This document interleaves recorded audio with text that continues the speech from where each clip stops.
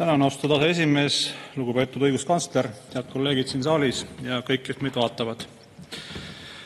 Aeg on öelda mootorsõidukimaksule ei. Pean jälle alustama nende sõnadega. Ma arvan, et selle maksu puhul, mootorsõidukimaksu puhul on tõenäoliselt tegemist ühe viimaste aastate kõige ebaõnnestuma seadusega üleüldse. Et kui me vaatame seda, kui palju erinevaid tõlgendusi ja skeemitamisi, moodusi ja kui palju vigu siin sees on ja mis ühiskonnal teinud on, siis mul kohe ei meenu ühtegi teist sellist seadust. Et see, et inimene või ettevõtja proovib optimeerida oma igapäevategevust ja kulusid, on igati arusaadav. Aga see seadus on ikka loonud kohe päris omaette tegevussuuna, kuidas proovitakse leida lahendusi, kuidas sellest automaksust siis ükskõik mis moel kõrvale pääseda. Nüüd õigusloome vaates on tegemist tõesti väga suure praagiga ja kuidagi ei saa nõustuda sellega, et ka see konkreetne viga, mille parandamist me täna arutame ja mille väga tänuväärselt õiguskantsler on siia nüüd toonud meile, et see arutelu ei olnud varem. Oli küll, et see arutelu oli tegelikult kogu selle automaksu või mootorsõidukimaksu menetlemise ajal juba tegelikult meil teada ja ma olen seda kordi rõhutanud siin igal tasandil. Ehk siis me jõuame jälle sinna välja, et probleem on tegelikult pigem selles, et ei kuulata, ei võeta arvesse koalitsiooni poolt neid ettepanekuid, mida opositsioon teeb. Ja see on fundamentaalne probleem ja siin osas muidugi peab tunnistama, et eks siin peavad peeglisse vaatama erinevad koalitsioonid ja erinevad osapooled. Aga nüüd natuke mõne sõnaga ka sellest ikkagi, et mis on need suured probleemid selle automaksu juures tervikuna. Et ka mina mõistan, et riigil on makse vaja ja makse tuleb kokku korjata ja riigi toimimiseks on maksude korjamine vajalik tegevus. Aga see, mille puhul me praegu siin räägime, see on täiesti meie ühiskonda ebavõrdselt kohtlev eelnõu ja seadus, mis siis täna kehtib. Ja need samad küsimused, mida me oleme siin korduvalt arutanud, et miks mõni väga suure mootoriga vana ja saastav auto maksab oluliselt vähem kui puuetega inimestele või lasterikastele peredele väga vajalik 7 kohaga mahtuniversaal maksab kordi, kui mitte 10 kordi rohkem, et saaks oma perega sõita 7 inimesega.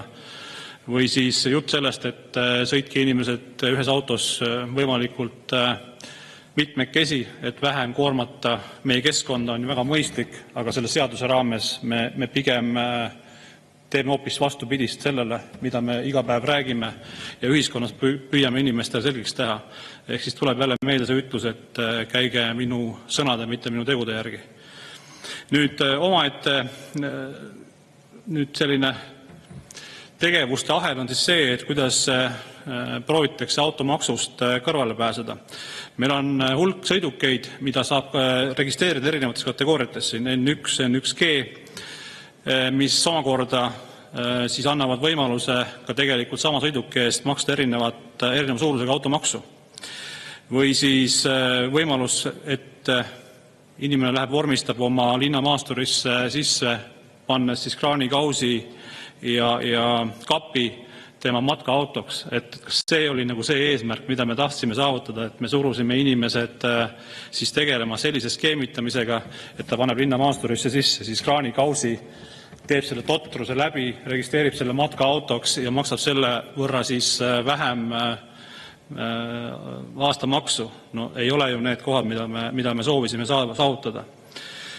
Või siis see, et on kuulda, et juba on selline käitumine, et automüüjad pakuvad soodsalt mõnda autot müügiks ja broneerimiseks küsivad siis ette, et makske ära kohe palun siis registreerimistasu ja siis see kinnitab, et see auto saab teile.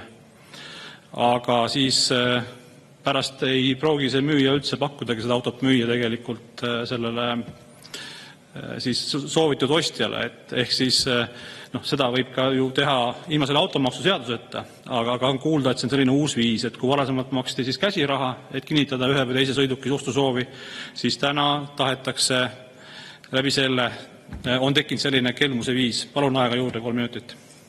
3 minutit lisaks.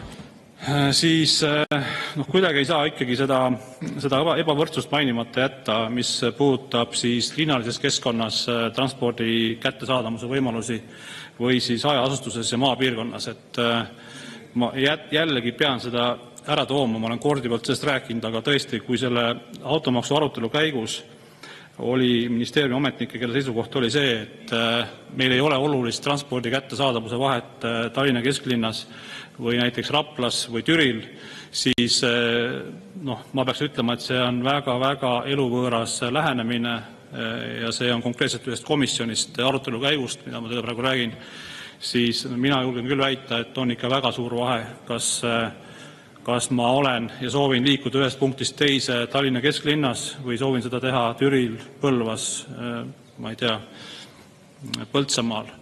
Et